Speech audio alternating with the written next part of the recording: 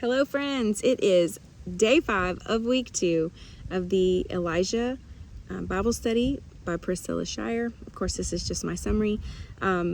She starts off by giving us Psalms 32:7. You are my hiding place. You preserve me from trouble, and you surround me with songs of deliverance. She says that she's in her mid-40s now, and she doesn't quite feel that she's old enough to really be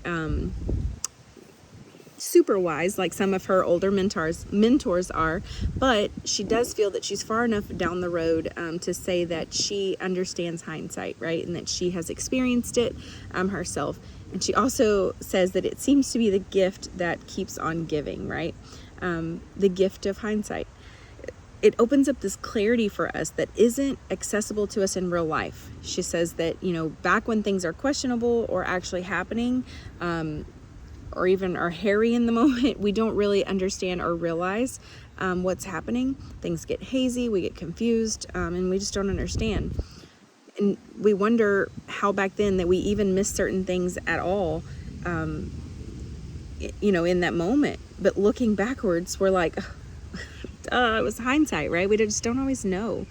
So she says that hindsight affirms what Romans 8:28 has been saying, that all things truly work together for good, no matter how implausible it seems at first. So, she's asked us before, and this time she's asking us again to go backwards in our lives and to really think about things that have happened, things that God has brought beauty and benefit from a specific time in our life. She says that today she's asking us to do that again, but like in another way. She wants to know, have you looked back on those times and discovered that God, by taking you through them when he did, was actually protecting you from something, keeping you safe from something, shielding you from a possible outcome that you didn't even know he was guarding you against? Well, Cherith was that for Elijah. That was his place.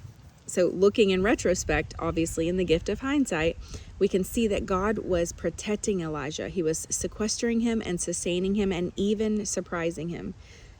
He was also doing something else. He was shielding him. You see, Elijah didn't realize when he was there in the Cherith that all these things were happening. If you fast forward, she says, 3 whole years to 1 Kings 18:1-10, Elijah discovers what had been happening in Israel. He meets this man on the way. He's heading back, right, to meet up with King Ahab. And he meets this man along the way, and he tells him, oh my gosh, things have been awful. We've all been sent to look for you. It's really bad times. There's a huge drought, and the king was literally seeking after Elijah because he felt he was responsible for what was happening. So basically wanted to punish him. But what they don't know, and what Elijah didn't know, is that he was literally being tucked away in his Cherith at this dry wadi where, he was being protected. But this is where God was strategically, intentionally shielding him from seeing, what was happening and from being sought out by the king. So Ahab believed that Elijah was at fault, and he thought that maybe if Elijah was dead, the famine would end, right? He has no clue, though, that God has a plan and that Elijah was part of it.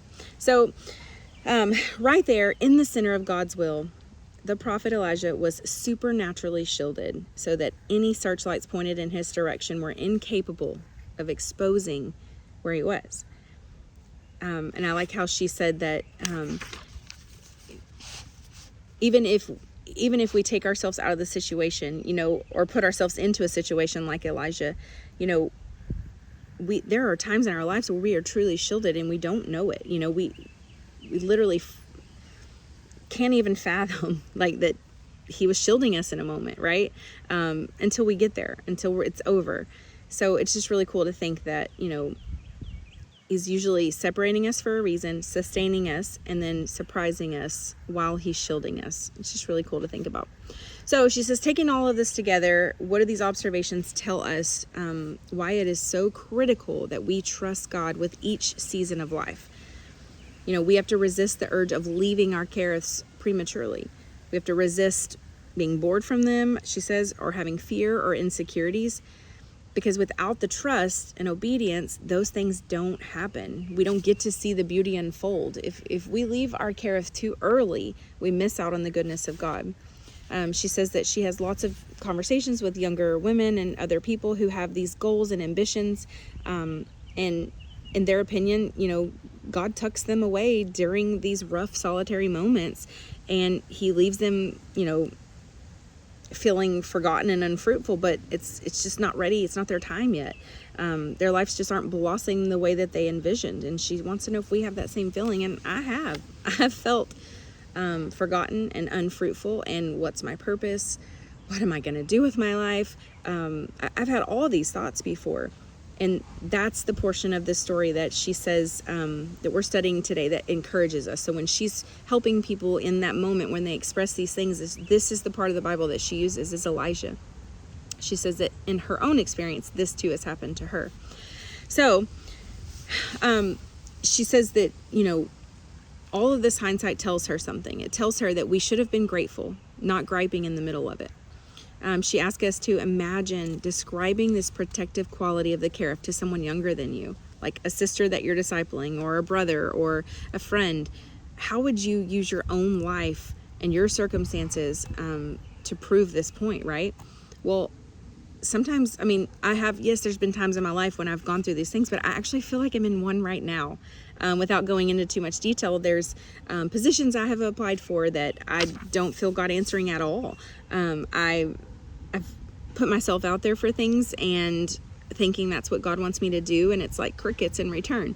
I've not put myself out there before, and I've been passed over because I didn't try. And so, there's so many things that if we're not careful, we can gripe or get caught up in the middle of it, and we're going to miss what God has for our life. So we have to get on board. We have to trust him in every stage and not rush it, and just wait for his perfect timing. So she has us turn to Exodus 13:17 through 18, and it's a recalling of God's dealings with ancient Israel. This is after he immediately frees them from 400 years of slavery, in Egypt. So she wants us to read the 2 verses a couple of times and then meet back here. So the first thing she asks is, how is the proximity of the land of the Philistines described? Well, in that section, it says that the land of the Philistines is so close. So they're being freed, they're leaving, they're fleeing, right? And they can see another land, and it is so close, right? But they don't go that way. They don't go the short route. Instead, they take the long way around to the Red Sea. And then she says, what was the Lord's concern in sending his people on this quicker, more convenient route? What was he shielding them from? Well, war, right?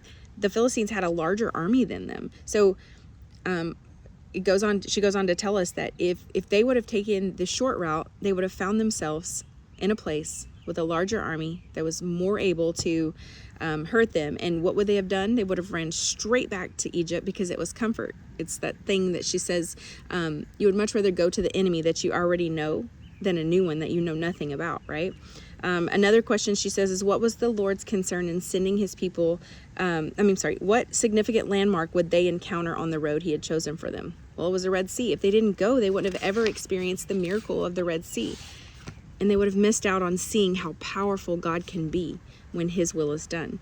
And that's something I don't want to do. I don't want to miss out on a miracle. I don't want to miss out on something powerful that God has for my life by taking the short road or taking the route that I think is best. So we have to be careful, and we have to hang on, and we have to allow him to personalize our lives. So God was protecting them, and he was putting them in a position to see his power. So when we compare Elijah's story with the children of Elijah, it's very similar. They were shielded. He was shielded. They were protected. He was protected. They had a hiding place, right? They escaped and hid. And it's very similar. And I think if we look back on our lives too, we have those same characteristics of where God has done that for us. So in your own life, she wants you to question, what has God chosen for you? What longer route has he done? What more inconvenient route has he asked you to travel? Your business, your ministry, your family, your personal development. What other area comes to mind? For me, it's music. I have so many missed opportunities in music, y'all. I heard God's calling when I was younger to sing, and I let one human being's opinion of me derail me. He told me that people were tired of hearing me sing all the time. And I put it down. I didn't sing for a long time. And I've had a lot of missed opportunities where I feel like God was calling me to do that. And now there's new opportunities, but I feel like he's not opening doors. And I don't know if I've missed my chance. I don't know if I've missed my calling, but I'm going to continue to trust him and pray for that. But that's just a personal example for me. But she says that in Psalms 27:13-4, I remain confident of this. I will see the goodness of the Lord in the land of the living. Wait for the Lord. Be strong and take heart and wait for the Lord. And she says, what is your reaction to sometimes when we're in these moments? Is it impatience? Are you surrendering? Are you angry? Do you have gratitude, expectation, something else? And I put all of the above. I feel like I've had all of those emotions before when I've been waiting in my Kara. So she says, maybe years from now, we'll come back to this study. We'll do it again. Who knows? Or maybe not. But in hindsight, you'll be able to look back and see that in this moment, what is heavy on your heart right now, God's going to work it out for something good. And you'll be able to look back on it in the future. So you're going to see that his grace and his goodness have been with you all along. He's been guarding you, protecting you, keeping you safe, securing you, and he's been preparing you. And you're going to see that he is good, and his plans for you have always been good. So even here, she says, under the shadows. So even here, she says, under the shadows and at Kerith, his plans are always good.